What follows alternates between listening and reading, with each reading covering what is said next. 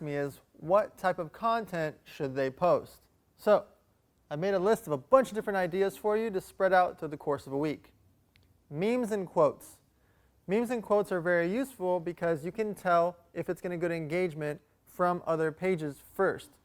So if you look at other pages like The Fat Jewess or Fuck Jerry or @female, @fitness, if you look at accounts that are funny accounts and they're posting memes and quotes, well, if they're posting memes and quotes and you see a quote do well on Gary Vee's page or Andy Frisella's page or Ed Milet's page or Joel Marion's page, or you take a meme and you see it on Fuck Jerry's page or The Fat Jewish's page, if you notice that they normally get 1,000 comments, but now they get 3,000 comments, you know that one stands out. If you notice them post a quote and they normally get 200 comments, but this time they get 484 comments, you know that one stands out. You can pick the best memes and quotes to repurpose for your page. Your caption can be different based on your thought process, but the meme or quote that somebody else uses can be useful for you. Really, really rarely did anybody create their own meme or create their own quote. Most people are just recreating a quote from back in the days. If you're referencing somebody like Andy Frisella, Ed Milet, Joel Marion that said something, well then you simply put their name also in the quote or tag them in the page or tag them in the quote, and that actually will help you stand out and maybe they'll notice you and then maybe you'll get engagement from them as well. Memes and quotes are very useful because people will tag their friends more often in that content than in your standard content. Your standard content is, let's say you're a real estate agent or you're a tech blogger or you make furniture. In your normal content, when you're posting about the furniture you make, people like it, people enjoy it, and they may or may not tag their friends over the course of time.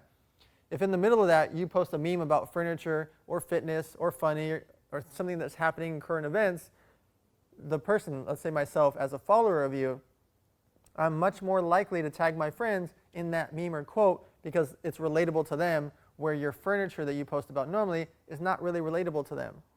So if in that meme or quote I tag 6 of my friends, well, 1, 2, 3, 4, 5, or all 6 may end up following you because they're like, wait, I like the custom furniture that this guy or girl makes.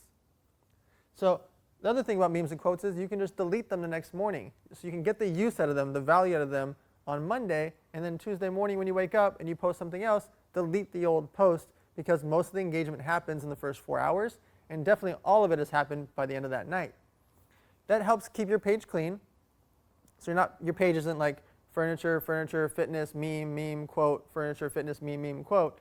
It's a diverse page, but you don't want a bunch of memes and quotes on there. Now listen, if one of them does really, really well, if some quote you made or meme you made crushes it, well, you can keep it up there. There's nothing wrong with keeping it up there, but for the most part, you want to keep your page clean. Now, quotes, if you have your own quote or you know somebody else's quote that you want to repurpose the content, you can actually make a photo of yourself and superimpose that quote on top of that photo. By doing that, you edify yourself even though it's somebody else's quote. If it is your quote, fantastic, that's really interesting and people will really like that. Like I say, don't sit on the floor and cry about it. That's a quote I made up. People have different versions of it, but I say that all the time for the last 15 years because after something bad happens, I always say, don't sit on the floor and cry about it. The same way people say, a closed mouth doesn't get fed. If you like the quote, a closed mouth doesn't get fed, you can take a picture of yourself, kind of make yourself shadowy inside the photo, or you can see what other quote pictures look like, and then write the quote right on top of that image. By doing that, closed mouth doesn't get fed, and then writing a caption, it could be a short caption or a very long form caption, it causes good engagement. If you're in the photo, if you're in the quote photo, do not delete that. That is good content that you can keep up for a long, long time. You see Gary Vee, Ty Lopez, you see Andy Frisella, you see all these characters that are really aspiring and really big followings posting quote memes of themselves all the time. Funny memes you should be deleting because you just got all the use out of it and there's not really a purpose to leave it up there. Next, relevant news. When something comes up relevant to your industry or your hobby or your passion, you should be posting about it right away. The reason is, when you post about it right away, you're going to get the most engagement. People are going to tag their friends if they haven't heard about it. Like if there's a Powerball with $600 million and you post about it, people are going to tag their friends and you might get following out of it. If something happens politically at an event, Steve Harvey says something funny at a beauty contest, post about that right away, and you're probably going to get a lot more engagement because you did it time sensitively. relevant news is useful for you also when it's in your industry. So if something happens and you're in the cannabis space and some new legislation comes out, if you post, people are going to be tagging their friends if they hear about it first from you. If they see you post it first and they tag their friends, you're going to get that engagement out of it, and you can get followers out of it, and definitely get personal branding because you are that now relevant news source. So it's easy to do Google alerts. It's easy to just follow the key pages that are going to post news articles and post about relevant news to your specific industry, hobby, or passion. Deals that you're involved in. Posting about deals you're involved in is fun. So if you're a home agent and you post about the house that you're listing, you can get lots of pieces of content doing a walkthrough of the house, showing the listing of how much the house costs. If you're flipping the house, how much it costs to remodel it, what tools you use, what equipment you use, what stores you go to. It's a fun thing to just post about that deal in general. If you're in the fitness space and you're creating a fitness product, posting the before, the concept, the during, what's happening, the after as you start selling, the conventions you go to, when you go to the warehouse, when you go meet with the vendors, when you go meet at the production factory, when you meet with your influencers, when you do your first photo shoot, when you get your first sale. I could just go on and on. The deals that you're involved in are fascinating for people. They want to see behind the scenes. They want to see what you're up to. They want to see what you're doing. That's compelling content. If you're a small investor in a company or a big investor in a company, if you did some kind of trade for equity with a company, if you're just a partner or an affiliate or get a commission from some company, post about that deal. If you work with an MLM company, or you work with and you're promoting and selling a product for somebody, or you're just a part of a big organization or a private networking event, or you're part of something, any kind of deal like this or a movie or whatever, like if you're a part of something, post about it. It's relevant information, it's fun, it's good content, and people want to see what you're involved in. Friends, mentors, industry things happening. It's important to post about your friends and mentors and things that are happening in your industry because, one, it causes brand association with them. Two, it makes people interested in what you're doing. Three, if you can gain favor and following to them, they may reciprocate back to you. So if you gain somebody some followers, or you gain some or you make good content about them, a photo or video about them, well, they may repost your content that you did about them because you did a nice gesture, and you may gain following in return. In theory, you're not supposed to do it for the selfish aspect of it, but as we're here talking about personal branding, it's okay to have a underlying thing that you want to see happen. You do want them to repost your content. Now, can you ask them to or force them to? Absolutely not. You can hope for them to. If you create content about some author and say, look, I just read his book, I'm going to do this book review, the book is really good, he may repurpose or she may repurpose your content because you organically did something about them for their book. If somebody created a new fitness product and you say, hey, my friend just invented a new app that's kind of like a Fitbit, I want you guys to see it and check it out, this is my review of it, and you talk about their version of a Fitbit, oh, you guys can go buy it now for $199, it's going to be $299 once it comes out to the market. You make that cool video, they may repost your video on their corporate page and their personal page. So you may gain following, but no matter what, you will gain favor and it'll look like good personal branding. So posting about your friends, your mentors, the people that are in your industry, making them feel good, making them look good, talking about their events, talking about their products, talking about their books, creates brand association for you to build your personal brand. Job-related tips, tricks, hacks, and events. This is really important. A lot of your followers in your niche, whether it's your job, your career, your hobby, or your passion, those people are following you for these types of things. So if you can give them tips or tricks on how to flip houses, or how to work out better, or how to eat better, or hacks on how to do better technology, or cryptocurrency, or cannabis, or whatever space you're in, if you're in the beauty space and you can create some different hacks for them to save time on how long it takes to do their makeup in the morning, or how to clean something better, or how to clean their eyebrow brush better, those tips, tricks, and hacks, those things are what people are really there for. You are providing value to them. They're going to tell their friends about it. They're going to think about you every time they do it. If you teach them how to fix their eyebrow thing to clean it faster, well, every time they do that, they're likely to think about you. If you come up with hacks for them, they're likely to think about you and that hack. Same thing with events. If anybody's throwing events in your industry, post about it, talk about it, be vocal about it, make videos and photos about it. Go to the event, create a bunch of content like we've talked about in the other courses. Create content at their events. Create content on the way to their event, create content during their event, get photos and videos with the person throwing the event, the speakers at the event. any cool features at the event. And then afterwards, the day after, wrap up and do a report about the event, another video talking about the event to post on Instagram, Twitter, Facebook, LinkedIn, etc.